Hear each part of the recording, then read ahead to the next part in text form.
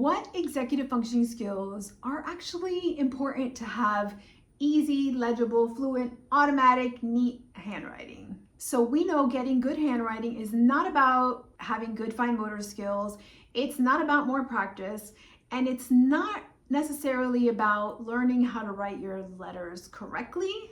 There's a lot of executive functioning skills that go unseen that need to be in check before our kiddos can get that legible, automatic, and most importantly, easy handwriting that we want them to have for their everyday real life. I'm Nicole Santa Maria, your pediatric occupational therapist, and we are going to dive into what executive functioning skills your kiddo needs to build that legible, easy handwriting.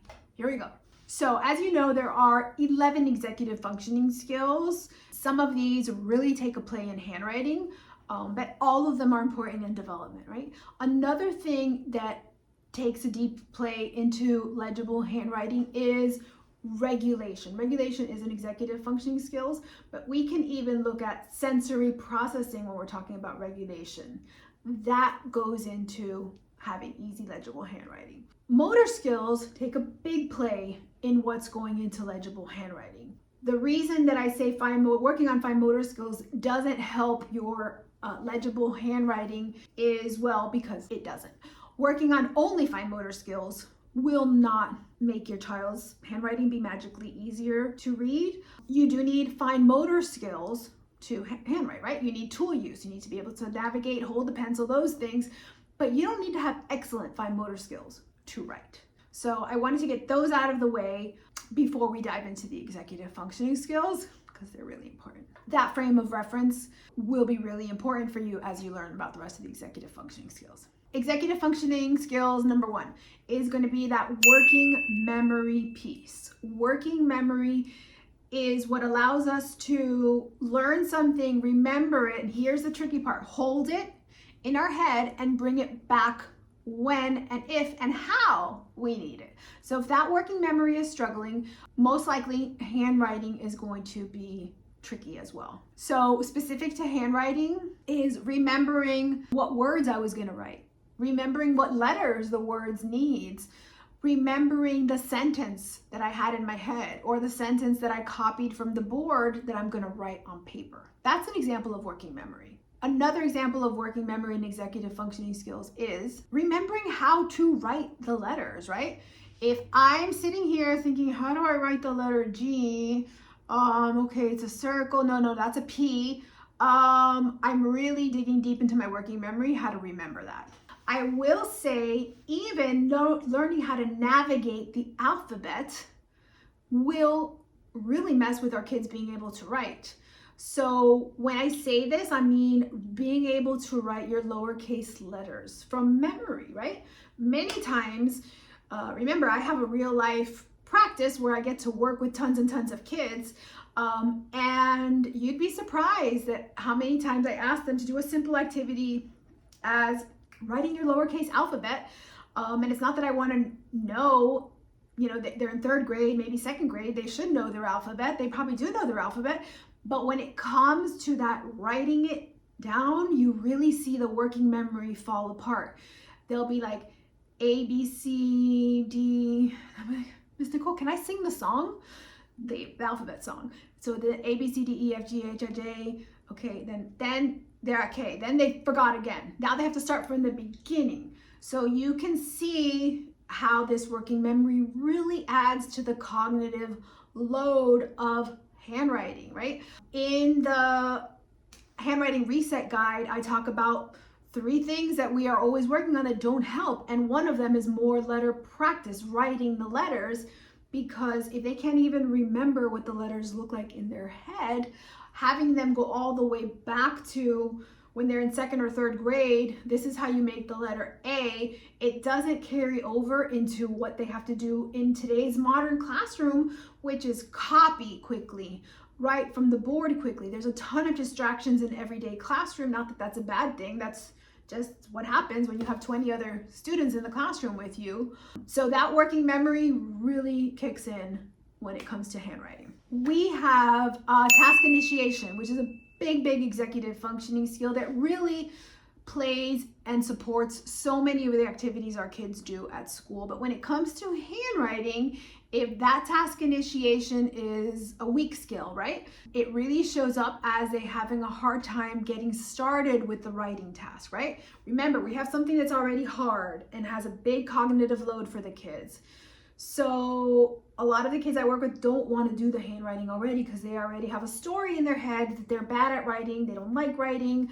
So getting started on the writing task becomes that much harder because of all these struggles they have. And in combination with that, if they're struggling with task initiation, boom, that executive functioning skill will really keep them from getting started on that writing task. And if we don't work on task initiation as a skill across all areas, it would be really hard to get their handwriting where we need it to be. Sustained attention is another executive functioning skill, right? Attention is a very common term used, right? And it affects so many things. And sometimes all we look at is the attention, right? But knowing that attention is one of the many executive functioning skills really changes our perspective, because we know that executive functioning skills can and will get better. Okay, so sustained attention, will really interfere with all of the handwriting process, right? It'll interfere with staying on task for what they're doing. It'll interfere with getting started. It'll interfere with the writing process, but also staying, like, whatever the prompt was, connecting the writing to the actual prompt. Attention is what can get in the way here. So attention is a really big executive functioning skill. But again, so many times, when I work with the kids, it'll look like, unable to address due to such difficulties with attention that, we have to go underneath before we even can look at the handwriting piece, because the attention is so laborious for them, right? So many times when I get somebody coming into me for handwriting help, it's really not about the handwriting. It really ends up, we need to spend time with the attention piece, with some of the regulation piece, so that the handwriting can get better. Which brings us on to our next skill, which is emotional regulation, right? So emotions literally run the entire show, right? So if our kid is not emotionally regulated, they will have a super hard time completing their handwriting tasks. They'll have a hard time completing most tasks, right? We need emotional regulation underneath all of the skills, especially the skills we need for academic learning. Our brain cannot learn if it is not regulated. So, fun fact, if there's two parts of the brain, the frontal lobe is in charge of executive functioning skills. When we are not regulated, another part of the brain takes over and doesn't let the part in charge of executive functioning skills work. I'm going to say that again. When our kids are not regulated, or they're having any kind of emotional regulation struggle, the part of the brain that is in charge of executive functioning shuts down, because the brain is trying really hard to regulate and keep them safe, right? Even though they're in a safe environment, they're in the classroom, at home, in their car, they're safe. Because you're not regulated, your body's interpreting that as not being safe. So it's keeping you safe by turning off your frontal lobe, because it wants you to regulate. So that's huge for a child, right? So again, many times I will have the kiddos come to me for handwriting, because handwriting is safe, handwriting is measurable, handwriting is easy and obvious to point out, right? It's easy for teachers to talk about handwriting. It's easy for parents to say, hey, my kid is having a hard time with handwriting. It's not so easy to say, your child is really struggling with attention and I'm really concerned.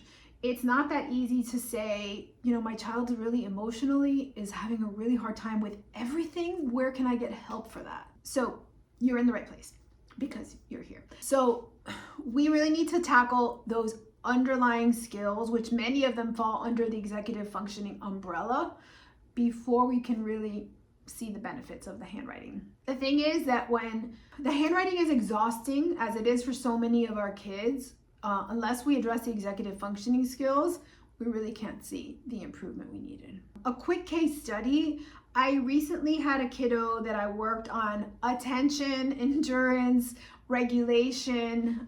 We did work a little bit on fine motor skills via the interactive metronome. All right, so we had not addressed handwriting directly at all, because remember, we have to prioritize, and I know that handwriting is a skill that's up here, and if we've got regulation and attention and all of these other things to work on, I know if we don't address those, it's going to be really hard for the handwriting to get better. So we worked down here, right? We worked on attention, we worked with an interactive metronome, which is a very powerful tool that I get to use. We worked on regulation, we worked on being in control of our body, and lo and behold, when we went back to do that handwriting assessment upon dismissal, their handwriting got better.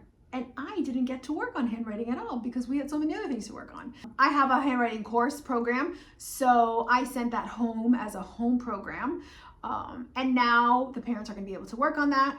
But again, this is a great example that I'm sharing with you as to how important the underlying things are for handwriting. I have a legible handwriting reset that you can grab below here, and it starts to walk you through how we can reset our thinking and the tools we bring in to help our kiddos. I will say that learning about the executive functioning skills needs to go hand in hand with learning what not to do and what mistakes I see happen over and over again. And that's what my next video covers. So I'll see you in the next video. It covers all of the mistakes that I want you to avoid because I already see them happening. So I'm going to share that with you. You can also grab my legible handwriting reset, which is going to give you some great ideas on how to help the handwriting and avoid the mistakes. I will see you in the next video.